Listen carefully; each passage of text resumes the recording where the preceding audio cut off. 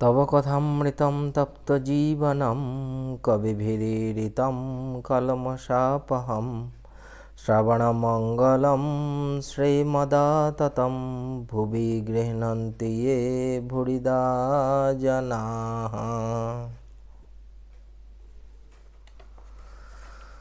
তোমার কথামৃত তাপদগ্ধ জনগণের জীবনস্বরূপ মুনিগণ কর্তৃক কীর্তিত পাপসমূহের বিনাশক, শ্রবণ মাত্রই মঙ্গলপ্রদ ও সকল সম্পদের আকর। আমরা আগের দিন 231 পৃষ্ঠায় পাঠ করেছিলাম তৃতীয় পরিচ্ছেদ, ঠাকুর শ্রীরামকৃষ্ণ কলিকাতার রাজপথে ভক্ত সঙ্গে। ঠাকুর শ্রীরামকৃষ্ণ গাড়ি করিয়া দক্ষিণেশ্বর কালীবাড়ি হইতে বাহির হইয়া কলিকাতা অভিমুখে আসিতেছেন। রামলাল ও দু একটি ভক্ত আছেন। তারপরে মণি এসে গাড়ির সামনে দাঁড়ালো, 4টে আম, ফজলি আম হাতে। তারপরে ঠাকুর মণিকে ডেকে নিলেন, অধরের বাড়ি যাচ্ছেন বলে মণিকে ডেকে নিলেন। মণি গাড়িতে উঠলেন। তারপর সংস্কার, আগের দিন ঠাকুর বলেছিলেন অধরের সংস্কার আছে, সেটা মণি তখন সম্মত হয়েছিলেন।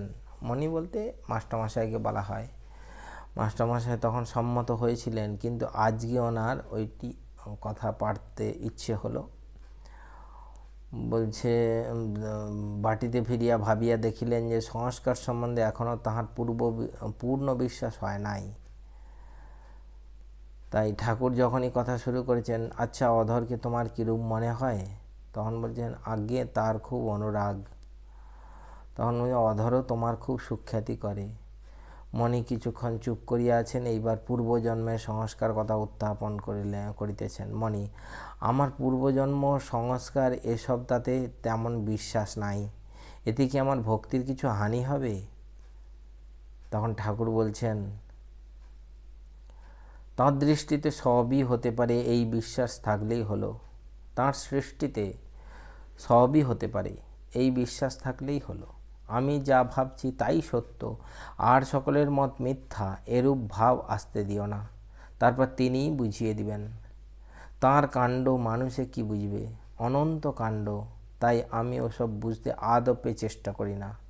শুনে রেখেছি যে তাঁর সৃষ্টিতে তো সবই হতে পারে, তাই ওসব চিন্তা না করে কেবল তাঁরই চিন্তা করি। হনুমানকে জিজ্ঞাসা করেছিল আজ কি তিথি, হনুমান বলেছিল আমি তিথি নক্ষত্র জানি না, কেবল এক রাম চিন্তা করি। তাঁর কাণ্ড কি বোঝা জায়গা? কাছে তিনি, অথচ বোঝবার জো নাই। বলরাম কৃষ্ণকে ভগবান বলে জানতেন না। মনে আজ্ঞা হাঁ, আপনি ভীষ্মদেবের কথা যেমন বলছিলেন। সেটা মানে হ্যাঁ, কি বলছিলাম বলো দেখি। মণি আবার বলতে শুরু করলেন, ভীষ্মদেব সরসজ্জায় কাঁদছিলেন। পাণ্ডবেরা শ্রীকৃষ্ণকে বললেন, ভাই এ কি আশ্চর্য, পিতামহ এত জ্ঞানী অথচ মৃত্যু ভেবে কাঁদছেন। শ্রীকৃষ্ণ বললেন, ওকে জিজ্ঞাসা করো না কেন কাঁদছেন। ভীষ্মদেব বললেন, এই ভেবে কাঁদছি যে ভগবানের কার্য কিছুই বুঝতে পারলাম না। হে কৃষ্ণ, তুমি এই পাণ্ডবদের সঙ্গে সঙ্গে ফিরছ, পদে পদে রক্ষা করছো, তবু এদের বিপদের শেষ নাই। শ্রীরামকৃষ্ণ তাঁর মায়াতে সব ঢেকে রেখেছে, কিছু জানতে দেয় না। কামিনী কাঞ্চন মায়া, এই মায়াকে সরিয়ে যে তাঁকে দর্শন করে সেই তাঁকে দেখতে পায়। একজনকে বোঝাতে বোঝাতে দেখালেন, হঠাৎ ঈশ্বর একটি আশ্চর্য ব্যাপার দেখালেন। হঠাৎ সামনে দেখলাম দেশের অর্থাৎ কামারপুকুরের একটি পুকুর, আর একজন লোক পানা সরিয়ে যেন জল পান করলে। জলটি স্ফটিকের মতো।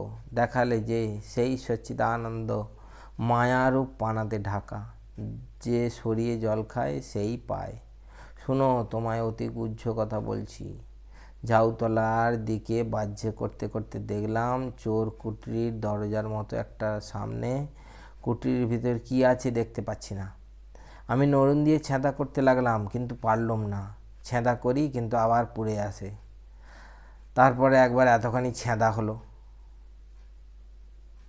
ঠাকুর শ্রীরামকৃষ্ণ এই কথা বলিয়া মৌন অবলম্বন করিলেন। এইবার আবার কথা কহিতেছেন, এত সব বড় উঁচু কথা, এই দেখো আমার মুখ কে যেন চেপে চেপে ধরছে। জনিতে বা সচক্ষে দেখলাম, কুকুরের মৈথুন সময় দেখেছিলাম। তাঁর চৈতন্যে জগতের চৈতন্য। একবার দেখি ছোট ছোট মাছের ভিতর সেই চৈতন্য কিলবিল করছে। গাড়ি শোভাবাজারের চৌমাথায় দরমাহাট্টার নিকট উপস্থিত হইল। ঠাকুর আবার বলিতেছেন, একবার দেখি বর্ষায় যেরূপ পৃথিবী জোরে থাকে, সেরূপ এই চৈতন্যতে জগৎ জোরে রয়েছে। কিন্তু এত তো দেখা হচ্ছে, আমার কিন্তু অভিমান হয় না। মণি সহাস্যে, আপনার আবার অভিমান? শ্রীরামকৃষ্ণ, মায়েরই বলছি, আমার যদি একটু অভিমান হয়।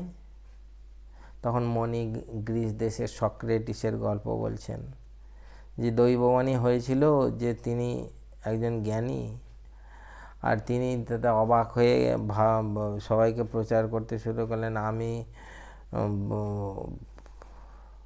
বন্ধুদের বলতে লাগলো, আমি কেবল বুঝেছি যে আমি কিছু জানি না। তারপর ঠাকুর বলছেন, আমি একবার ভাবি যে আমি কি জানি যে এত লোকে আসে। বৈষ্ণবচরণ খুব পণ্ডিত ছিল, সে বলতো, তুমি যেসব কথা বলো সব শাস্ত্রে পাওয়া যায়, তবে তোমার কাছে কেন আসি জানো? তোমার মুখে সেগুলি শুনতে আসি। তখন মণি আগের দিনের ঘটনাটা নবদ্বীপ গোস্বামীর কাছে ওই 10 বার গীতার ত্যাগী বললে, ওই গীতার যে তাগী আছে, ঠাকুর বলছেন গীতা কি আছে, গীতার সার না ত্যাগী 10 বার বললে তাহলে গীতার সার হলো, তাই গীতায় আছে। তখন বলছেন নবদ্বীপ গোস্বামী বললেন, তাগী হয়, কিন্তু তাগী আর ত্যাগী একই, তগ ধাতুর ঘং।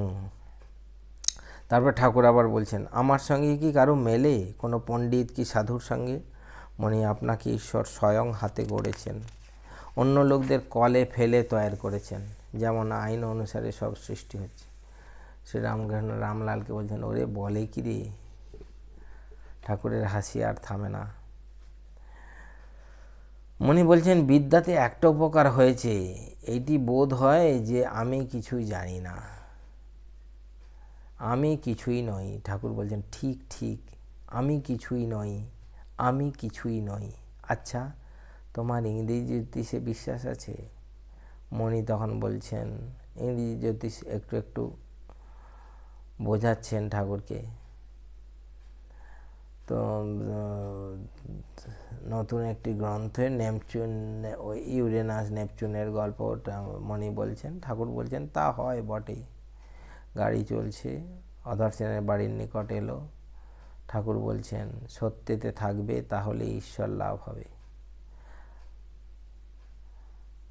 মণি তখন বলছেন, আরেকটি কথা আপনি নবদ্বীপ গোস্বামীকে বলেছিলেন, হে ঈশ্বর, আমি তোমায় চাই, দেখো যেন তোমার ভুবন মোহিনী মায়ার ঐশ্বর্যে মুগ্ধ করো না, আমি তোমায় চাই। সেটা আমাকে, হ্যাঁ, ওইটি আন্তরিক বলতে হবে। তো আজকে আমরা চতুর্থ পরিচ্ছেদ, শ্রীযুক্ত অধর সেনের বাড়িতে ঠাকুর কীর্তনানন্দে। এতক্ষণ রাস্তায় ছিলেন, এবার অধরের বাড়িতে চলে এসেছেন। তো ঠাকুর শ্রীরামকৃষ্ণ অধরের বাটিতে আসিয়াছেন। রামলাল মাস্টার, অধর ও অন্য ভক্ত তাহার কাছে অধরের বৈঠকখানায় বসিয়া আছেন। পাড়ার 2-4টি লোক ঠাকুরকে দেখিতে আসিয়াছেন। রাখালের পিতা কলিকাতায় আছেন, রাখাল সেইখানেই আছেন। শ্রীরামকৃষ্ণ অধরের প্রতি, কই রাখালকে খবর দাও নাই? অধর, আজ্ঞে হাঁ, তাকে খবর দিয়েছি। রাখালের জন্য ঠাকুরকে ব্যস্ত দেখিয়া অধর দ্বিরুক্তি না করিয়া রাখালকে আনিতে একটি লোক সঙ্গে নিজের গাড়ি পাঠাইয়া দিলেন। অধর ঠাকুরের কাছে বসিলেন। আজ ঠাকুরকে দর্শন জন্য অধর ব্যাকুল হয়েছিলেন। ঠাকুরের এখানে আসিবার কথা পূর্বে কিছু ঠিক ছিল না, ঈশ্বরের ইচ্ছায় তিনি আসিয়া পড়িয়াছেন। অধর, আপনি অনেক দিন আসেন নাই, আমি আজ ডেকেছিলাম, এমনকি চোখ দিয়ে জল পড়েছিল। শ্রীরামকৃষ্ণ প্রসন্ন হইয়া সহাস্যে, বলো কি গো?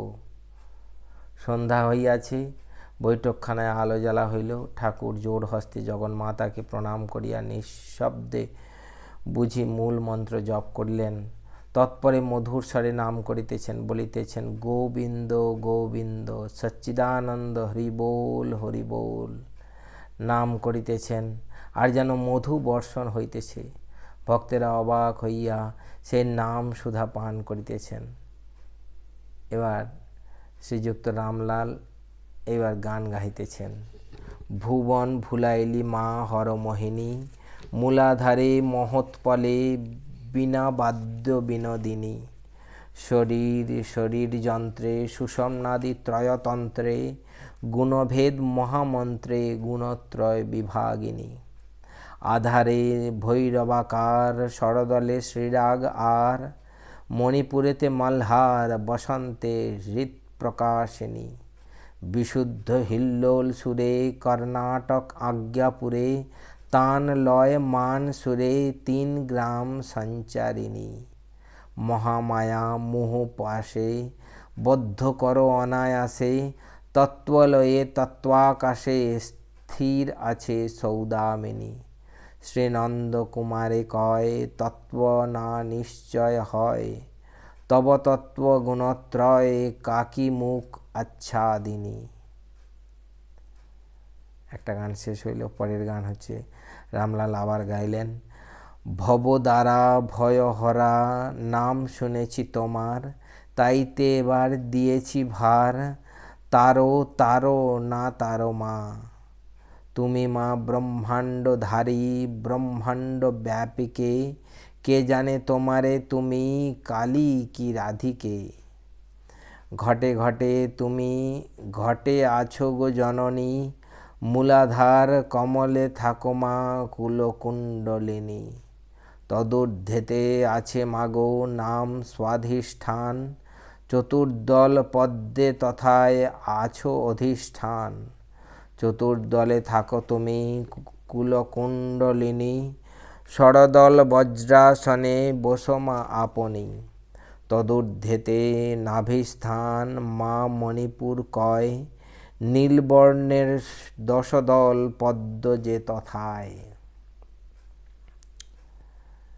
সুষুম্নার পদ দিয়ে এসো গো জননী, কমলে কমলে থাকো কমলে কামিনী।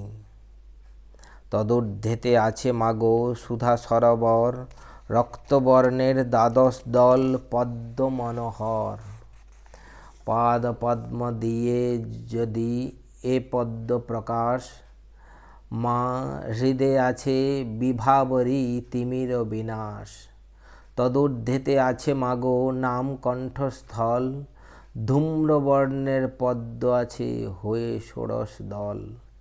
এই পদ্ম মধ্যে আছে অম্বুজে আকাশ, সে আকাশ রুদ্ধ হলে সকলই আকাশ। তদূর্ধ্বে ললাটে স্থান মা আছে দ্বিদল পদ্ম, সদাই আছয় মা হইয়ে আবদ্ধ। মন যে মানে না আমার মন ভালো নয়, দ্বিদলে বসিয়া রঙ্গ দেখো এ সদাই। তদূর্ধ্বে মস্তকে স্থান মা অতি মনোহর, সহস্রদল পদ্ম আছে তাহার ভিতর। তথায় পরম শিব আছেন আপনি, সেই শিবের কাছে বসো শিবে মা আপনি। আমি সেই শিবের কাছে বসো শিবে মা আপনি। এটা ঠিক। তুমি আদ্যা শক্তি মা জিতেন্দ্রিয় নারী, যোগীন্দ্র মুনীন্দ্র ভাবে নগেন্দ্র কুমারী। হরশক্তি সুদনের এবার, যেন না আসিতে হয় মা ভব পারাবার। তুমি আদ্যা শক্তি মাগো তুমি পঞ্চতত্ত্ব, কে জানে তোমারে তুমিই তত্ত্বাতীত। ওমা ভক্ত জন্য চরাচরে তুমি সে সাকার, পঞ্চে পঞ্চ লয় হলে তুমি নিরাকার। নিরাকার সচ্চিদানন্দ দর্শন, ষটচক্র বেদ, নাদ ভেদ ও সমাধি। শ্রীযুক্ত রামলাল যখন গাহিতেছেন, তদূর্ধ্বেতে আছে মাগো নাম কণ্ঠস্থল, ধূম্রবর্ণের পদ্ম আছে হয়ে ষোড়শ দল। সেই পদ্ম মধ্যে আছে অম্বুজে আকাশ, সে আকাশ রুদ্ধ হলে সকলই আকাশ। তখন ঠাকুর শ্রীরামকৃষ্ণ মাস্টারকে বলিতেছেন, এই শুনো, এরই নাম নিরাকার সচ্চিদানন্দ দর্শন। বিশুদ্ধ চক্র ভেদ হলে সকলই আকাশ। মাস্টার, আজ্ঞে হ্যাঁ। শ্রীরামকৃষ্ণ, এই মায়া জীব জগৎ পার হয়ে গেলে তবে নিত্যেতে পৌঁছানো যায়। নাদ ভেদ হলে তবে সমাধি হয়। ওঙ্কার সাধন করতে করতে নাদ ভেদ হয় আর সমাধি হয়। কত কথা বলে গেলেন, আমাদের মাথার উপর দিয়ে চলে যাবে, কারণ সমাধির অবস্থা তো উনিই বলতে পারবেন না। বলছে এই মায়া জীব জগৎ পার হয়ে গেলে তবে নিত্যেতে পৌঁছানো যায়। তারপর বলছেন নাদ ভেদ হলে তবে সমাধি হয়। ওঙ্কার সাধন করতে করতে নাদ ভেদ হয় আর সমাধি হয়।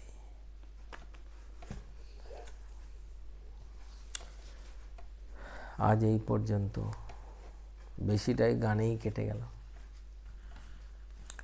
ওম নিরঞ্জনং নিত্যমনন্তরূপং ভক্তানুকম্পাধৃতবিগ্রহং বৈ ঈশাবতারং পরমেশমিড্যং তং রামকৃষ্ণং শিরসা নমামঃ। ওম শান্তি শান্তি শান্তি। হরি ওম তৎসৎ। শ্রীরামকৃষ্ণার্পণমস্তু।